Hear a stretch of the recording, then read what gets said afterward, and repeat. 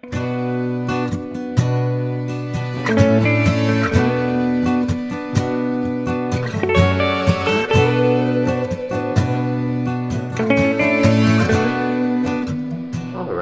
well in this tutorial we're going to work on how to make a sci-fi like sphere. And this is just a tip I found somewhere. Can't really remember where I found it anymore, but I've always thought it was a really neat effect and very simple to do, and I've been improving it over the years and really like the result. So to start off, you're going to want to make a new image, and it has to be square. So I'm just going to go with 10 by 10 with 300 resolution, but whatever resolution you use, it has to be square to start out with. You're going to want to make it black. Alright, so once you have your black startup ready, you can just go to Filter, Render, Lens Flare. And you can just leave it at the default position and just pick whichever lens flare you want. For this tutorial I'm going to use this. Alright, that looks good. Then go to Filter, Distort, Polar Coordinates. And you're going to want to pick the lower selection, Polar to Rectangular. And this will warp it quite a bit, and that's okay, it's to be expected. Then push Control T to free transform it. Right click it, and then rotate 180. And then push Enter. So we've got this crazy looking thing, doesn't look like a sphere at all. But then you go to Filter, Distort, and Polar Coordinates again. This time pick Rectangular to Polar. Push OK. And ta-da! We have a really neat looking sphere sort of shape.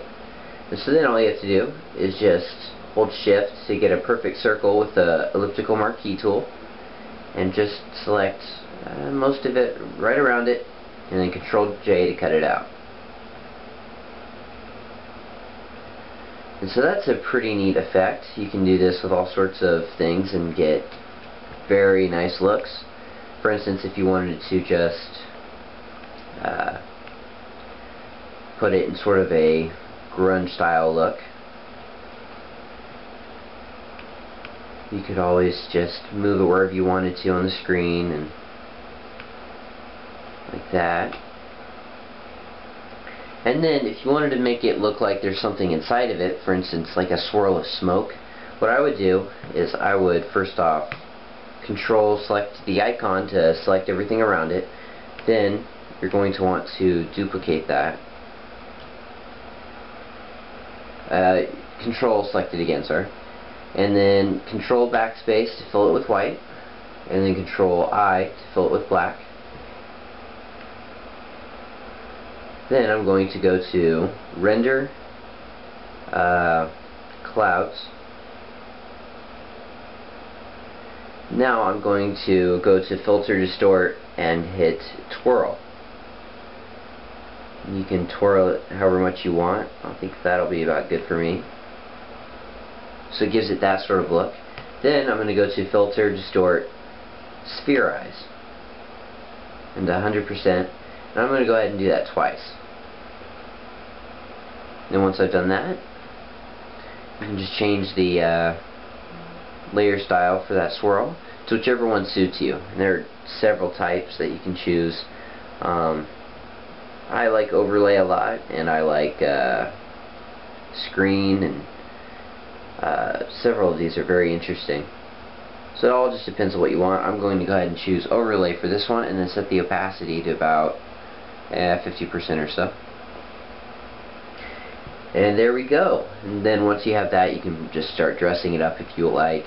Not necessary, of course, but it's always a bit fun to complete your picture and to have a little bit of fun with it.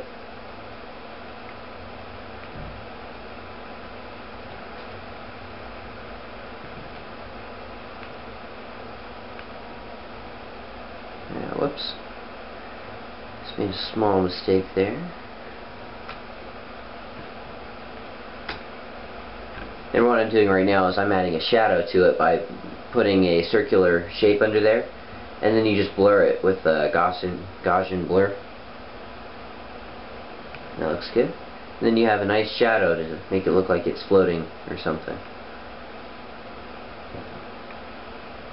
And then once you have that done, you can just go around and give it effects with brushes if you like.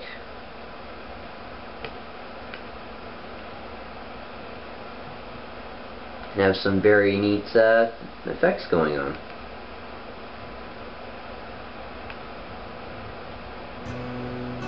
Alright, well that's it for this tutorial. I hope you enjoyed it, and thanks for your time.